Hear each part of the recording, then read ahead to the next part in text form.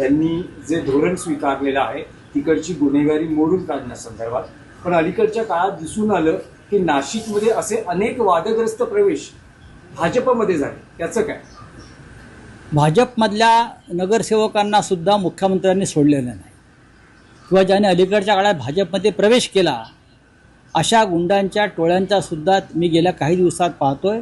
Police आयुक्त संदीप कर्णिक यांनी पूर्णपणे बिमोड करण्याचं धोरण स्वीकारलेलं आहे आणि माझ्या माहितीप्रमाणे नाशिकच्या पोलीस आयुक्तांना मुख्यमंत्र्यांचे तसे आदेश आहेत, हे यांचे अड्डे उद्ध्वस्त करा.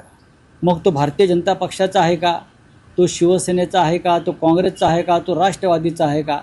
जनतेला छळणारा आणि शहरात दरोडेखोरी करणाऱ्यांना दयामाया दाखवू नका, हे जर धोरण असेल तर त्याचं स्वागत केलं पाहिजे. आणि नाशिकमध्ये मला तिकडले आयुक्त संदीप कर्णिक यांच्याकडून ती कारवाई होताना दिसते आहे.